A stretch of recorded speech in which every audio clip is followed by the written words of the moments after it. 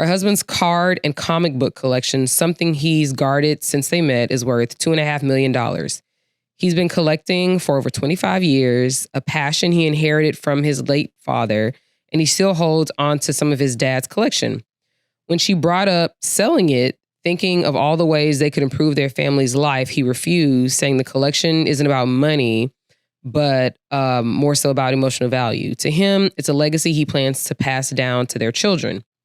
Now she's struggling with reality that they're sitting on a fortune, yet still living paycheck to paycheck.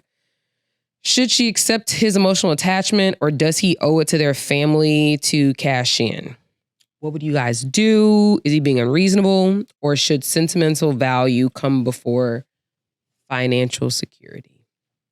I'll go last. Okay, so according to her, they're living paycheck to paycheck. Mm-hmm. It's not like they're behind on finances. She said they live modestly, they make ends meet, but from what I gather, it's like maybe there's not a lot of cushion or not a lot of room for like doing extra stuff. So not struggling. Right. Not like struggling paycheck to paycheck, but not, she could be doing, or they could be doing better. Right. Okay. I feel like in that case, there can be a compromise here. I think she can leave that man alone until they come to a point where they're struggling, so that he knows that when that time comes, he's going to have to give that up.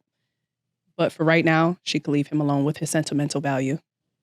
And his dad's dead, so that's also part of it. She just discovered this? Is that what was part of the... Yeah. As of late. It said, recently discovered. I'm curious as to how she figured this out. Was she snooping, or did it come out in an argument? I feel like that could be a factor.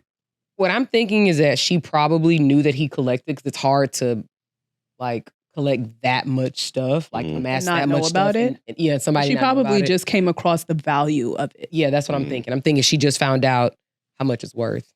That's my assumption, because it doesn't say. I do get the part that it's related to his dad. So. Women love to live on somebody else's shit, bro. This is fucking crazy. I just don't get it. I mean, my thing is that collection is his collection, passed down from his father.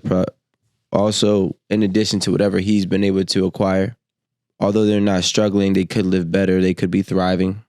But I don't think that he should sacrifice it right now. That makes no sense. He's going to sacrifice it. My thing is, one, you were cool until you found it. Like, there was no fucking issues, right? Now you find something that is his, that is worth some money, and now you want for him to cash out so he can, I guess, provide more. But for what? Like, my whole thing is, like, if he does this and God forbid y'all break up, I just sold my sentimental value that's attached to my own collection, my father's collection, to provide for a life, and we're not even together. I just think it's crazy, because when you really think about it, a lot of times women operate on survival. No matter how much money they have, they still operating on survival in some way, shape, form, protection, survival, providing survival. They're operating from survival. So you're surviving. Chill out. You don't need to, you're surviving, you're good.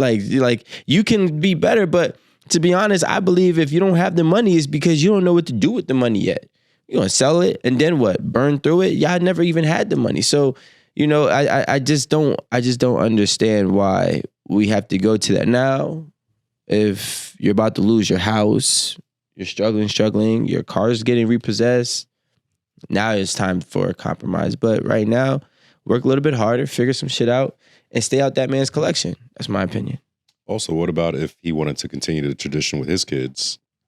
That's what he said. Oh, he did? He wants to pass it down. He wants to pass it down. Then I think that's the sentimental value that's going to be passed on. So now you're basically taking that away from your kids. But to play devil's advocate, at some point the shit got to get sold, right? So, and somebody gonna sell it. And it's probably gonna be the kids, or the kids, right? And we don't know who. Or somebody with a drug problem. Goddamn, we're putting drugs on.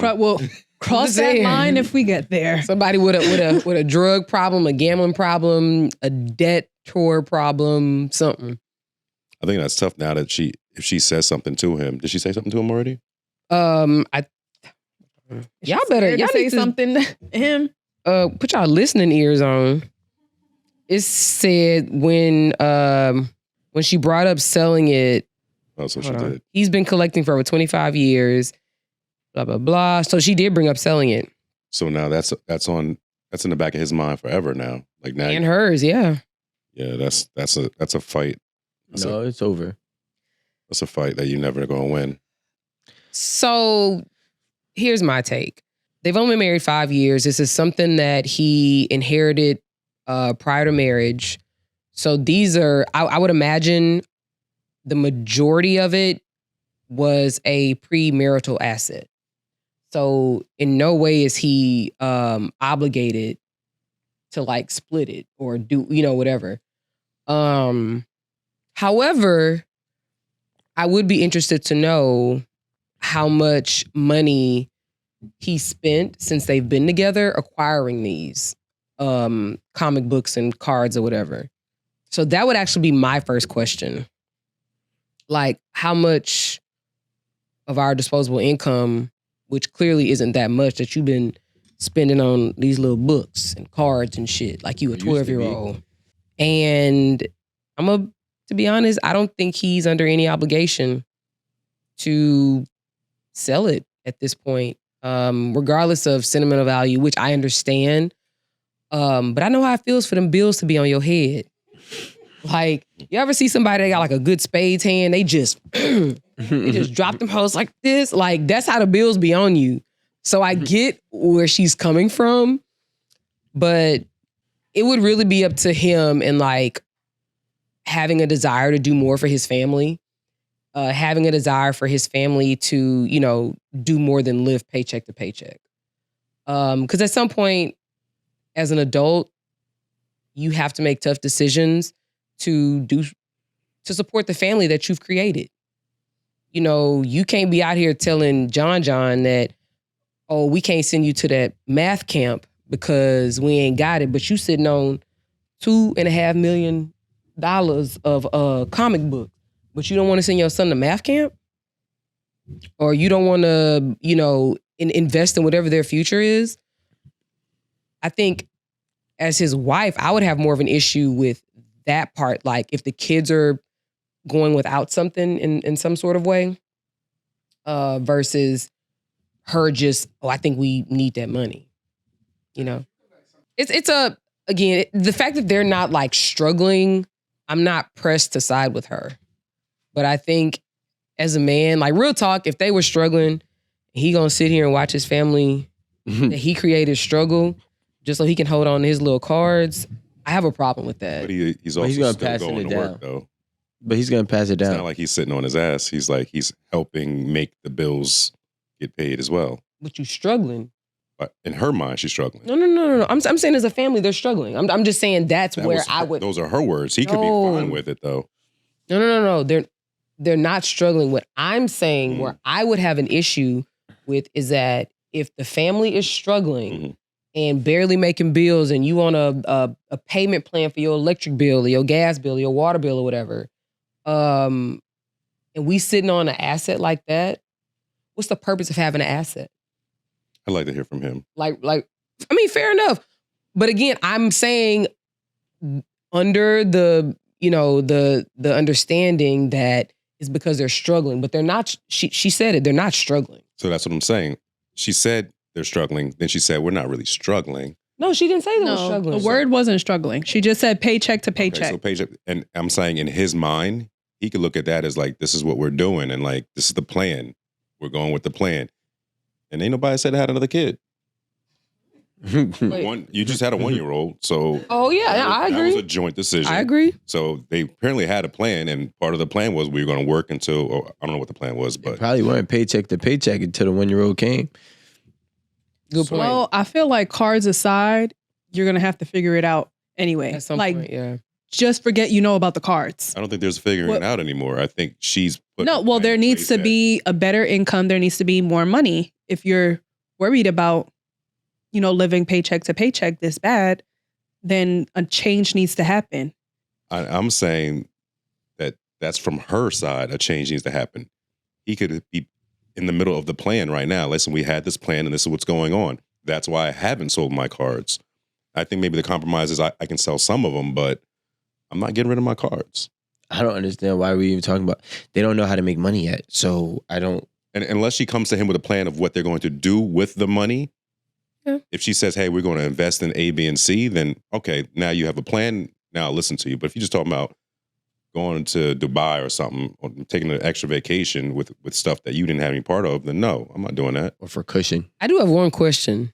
My very simple question. Where is he holding these cards? Because if you just holding them in your house, no, that's it's getting taken. No, not it's gonna get taken. I'm like, it's getting snatched. No. I'll take one card. That's crazy. For $2,000, please. That's not what I'm saying. What I'm saying is like you have this type of investment just sitting in your house. Yeah, they're usually in boxes. Not in, even worse, not in a safe deposit box somewhere, not in a storage where you have insurance, not somewhere that's actually safe. It's just in a, like you said, a box. Right. House burns down. In the basement. So House does burns down. Not what? $75,000. Not what? No, 75. I don't know. How much was it? $2.5 million. Oh, that's what she said? Yes. Sorry, I just made that number up. That's crazy. That's a lot of money. She said somebody's a drug addict over there too. So the house going to burn down because they were doing drugs and. Well, no. I mean, I'm just saying that because houses burn down all the time. You're right. Mm-hmm. So at a minimum, if he's going to keep it and hold on to it, my recommendation is just to protect it. Like put some insurance on it, get it out of your house, put it somewhere safe. There's plenty of these people that collect these things, so they got to have like storage places or whatever somewhere. So sounds like an extra expense. Okay, we'll let the shit burn. I mean, I hear what you're saying. I'm just saying, I feel like she's already got it in her mind that she's gonna have something to say about anything now that she knows about it. So now you can get insurance on stuff that we can't use, and I'm working hard to now we're working extra hard to put insurance on stuff that isn't for me. I'm just saying that's what I think is going to happen. That's fair. She's already in his head about it. $1 million flies by when you got it. You could spend $1 million very easily, so easily, and like in her mind, she's thinking paycheck to paycheck is their current life by choice because he has $2.5 million worth of an asset that he can liquidate. But again, that shit $1 million evaporates real fast, especially if you don't know how to manage it. So my thing is, the way I see it, she's looking at it as it's the golden ticket, but he's looking at it as this ain't shit. And wait, he's looking at it as like the cards ain't nothing? The value, like it's $2.5 million right now. Oh, meaning of what it can be? Yeah, okay. Like in 5 or 10 more years from now, that $2.5 million could be double. In another 20 years from now, it could be triple. Well, maybe he explained that to her. We don't know, but I'm sure he had to keep him. No, but in her mind, they're living paycheck to paycheck by choice. It's not necessarily because this is our situation and we got to do what we got to do. In her mind, they're consciously living this way, or he's consciously choosing to allow them to live this way because he has something that he can liquidate. I think if things got hard and like you said, Rico, that's where I would have an issue. If like, now you choose. Yeah. Fuck the house, nigga. I'm keeping my comic books. It won't last 2 years, bro. She's still gonna have a problem regardless. Now we broke and you ain't got nothing. You ain't that's got no what I'm cards and we saying. broke. They're not making money now, and the thing is, that's why I said that they need another plan. Like cards aside, I keep saying cards. What are they? Books. Books aside. It's called the collection. Books. Goosebumps. That's what it is. Yeah. Neighbors to the store. Do you know what Goosebumps is? Yes. Okay. I'm so mad we have to ask you these things